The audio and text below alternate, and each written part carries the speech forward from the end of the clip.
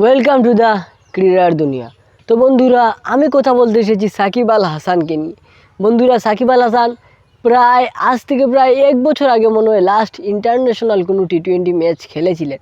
কিন্তু ভাই উনি যে কামব্যাক করলেন, এবার প্রথম 3 ম্যাচ উনি খেলেন নাই ওনার পার্সোনাল কারণ দেখিয়ে, আর সেই কারণটা নিয়ে আমরা আলোচনা করেছিলাম।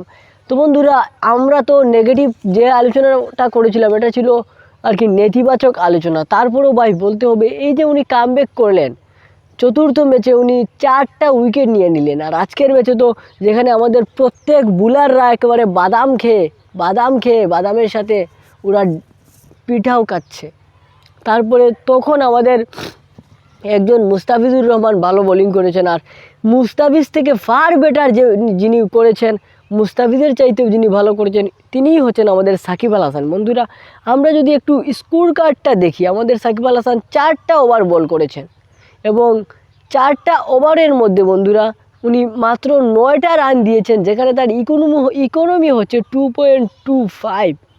এবং তাদের একজন ওপেনার ব্যাটসম্যান প্রথম যে ব্রেক থ্রুটা এনে দেওয়া প্রয়োজন, একটা টিম জিততে হলে প্রথম যদি কয়েকটা উইকেট অপোনেন্ট টিমের ফেলে দিতে পারে তাহলে কিন্তু জিতটা সহজ হয়ে যায়। তো আমাদের সাকিব আল হাসান সেই কাজটাই করেছেন 9 রানের মাথায়। জিম্বাবুয়ের প্রথম উইকেট মারুমানি যে তাকে প্যাভিলিয়নের রাস্তা দেখিয়েছেন, আর তারপরে 4 ওভার বোলিং করে গিয়েছেন, যেখানে মাত্র 9টি রান উনি কনসিড করেছেন। বন্ধুরা, তারপরেও কিন্তু আমরা সাকিব আল হাসানকে নিয়ে হালকা ফুলকা সমালোচনা বন্ধুরা আমরা করি, কিন্তু যারা আস্থা দিন ক্রিকেট খেলতেছে, তারা দেন জ্ঞান ক্রিকেট, তারাই কিন্তু সবচেয়ে ফ্লপ পারফরমেন্স করতেছে। আমরা মোহাম্মদ সাইফুদ্দিনের যদি বোলিংটা দেখি বন্ধুরা, আজকে 55 রান উনি দিয়েছেন।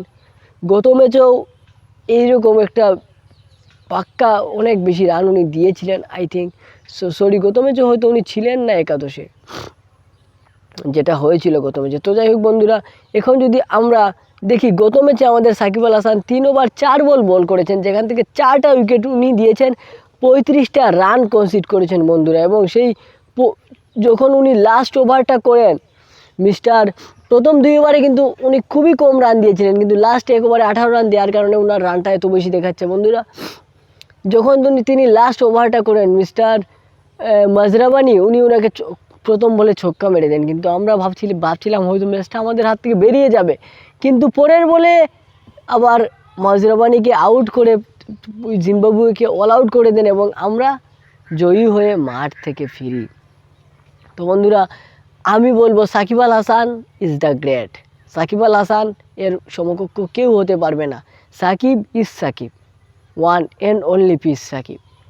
আর আজকে টাইটেলটা এটাই থাকবে। তো বন্ধুরা, আপনারা কি মনে করেন? আর ভিডিও ভালো লাগলে অবশ্যই কমেন্টে জানিয়ে দিবেন, আর সাকিবকে ভালো লাগলে অবশ্যই একটা লাইক দিবেন। দেখা হচ্ছে নেক্সট ভিডিওতে। আজকের মতো বিদায়, ভালো থাকবেন। আসসালামু আলাইকুম।